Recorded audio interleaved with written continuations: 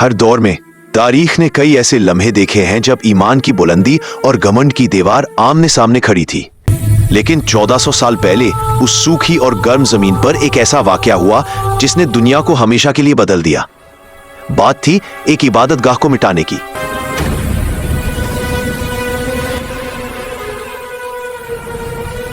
और यह था उस कोशिश का अंजाम जिसे खुद कुदरत ने नाकाम किया। इस कहानी की शुरुआत होती है यमन से। वहां हुकूमत थी अबरहा की। ये वो शख्स था जो सिर्फ अपनी ताकत से नहीं बल्कि अपनी शान से भी पूरी अरब दुनिया पर राज करना चाहता था। उसने एक अजीम उश्शान गिरजाघर बनवाया जिसका मकसद सिर्फ एक था, काबा की अहमियत खत्म करना। अबरहा चाहता था कि अरब के सारे कबीले मक्का का रुख छोड़कर यमन की तरफ आएं। लेकिन जब एक अरब ने उसकी इबादतगाह की बेइज्जती की तो अबरहा का घमंड आग बबूला हो गया। उसके लिए ये गिरजाघर की बेइज्जती नहीं थी बल्कि उसकी खुद की शान की बेइज्जती थी। उसने कसम खाई कि वो सिर्फ मक्का को बर्बाद ही नहीं करेगा बल्कि काबा की एक एक दीवार को तबाह कर देगा। ये सिर्फ जंग नहीं थी, ये सीधे सीधे उस इलाही मालिक को चैलेंज था जो इस घर का मुहाफिज था। फौज में थे हजारों सिपाही, घोड़सवार और हथियार। उनका रास्ता यमन से अरब के दिल मक्का की तरफ था। लेकिन फौज की असल ताकत और डर का निशान था उसका सबसे बड़ा, सबसे ताकतवर हाथी, जिसका नाम था महमूद। महमूद को इसलिए लाया गया था कि वो काबा के सामने खड़ा हो और अपनी ताकत से उसकी बुनियादों को उखाड़ दे। जब ये लश्कर मक्का के करीब पहुंचा तो मक्का वालों में एक सन्नाटा छा गया। अपने घमंड में अबरहा की सेना ने पहले ही वार में काबा के सरदार अब्दुल मुत्तलिब के 200 ऊंट लूट लिए। यह मक्का वालों के लिए एक सीधा पैगाम था, या तो घुटने देख दो या बर्बादी देखो। अबरहा ने अब्दुल मुत्तलिब को बुलाया। जाओ अब्दुल्ला मुत्तलिब को बुला कर लाओ।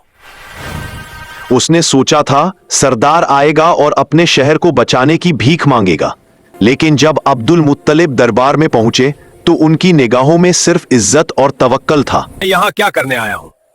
मैं तुम्हारी पूजा की जगह को मिट्टी में मिलाने आया हूँ।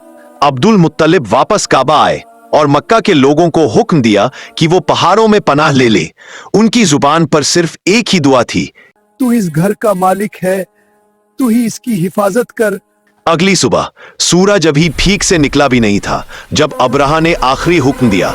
हाथी महमूद को काबा की तरफ चलने का इशारा दिया गया, लेकिन फिर एक अजीब मंजर हुआ। हाथी ने एक कदम भी आगे बढ़ाने से इनकार कर दिया, जैसे कोई ना दिखने वाली दीवार उसके रास्ते में खड़ी हो। महमूद हाथी ने हर कोशिश की, लेकिन जब भी उससे काबा की तरफ मोड़ते हाथी वहीं बैठ जाता, और जब उससे यमन की तरफ मोड़ते वो तेजी से दौड़ने लगता। अबरहा का घमंड आखिरी हद तक पहुंच चुका था। वो हाथी को ज्यादती से काबा की तरफ ले जाने की कोशिश जारी रखता, लेकिन वो नहीं जानता था कि ये आसमानी सजा का पहला इशारा था। और फिर आसमान में एक तेज आवाज के साथ चमत्कार हुआ। मशरिक की तरफ से छोटे छोटे परिंदे काले बादल की तरह मंडलाने लगे। इन परिंदों को तारीख में अबाबील कहा गया, और हर अबाबील की चोंच और पंजों में थे जलती हुई मिट्टी के पत्थर। उन परिंदों ने बिना कोई गलती किए उन पत्थरों को सीधा अबरहा की सेना पर गिराना शुरू कर दिया। फौज में अफरा तफरी मच गई। सिपाही ऐसे गिर रहे थे जैसे सूखे दरख्त से पत्ते। अबरहा की सबसे बड़ी ताकत भी जमीन पर गिर गया। वो वापस यमन भागा, लेकिन उसकी मौत रास्ते में ही हो गई। काबा की हिफाजत हो चुकी थी। इस वाक़े ने पूरी अरब दुनिया में काबा की मुकद्दस हैसियत को मजबूत कर दिया। लोगों को यकीन हो गया कि इस घर का मालिक खुद इसका मुहाफिज है। इस गैर मामूली साल को आमुल फील के नाम से जाना गया।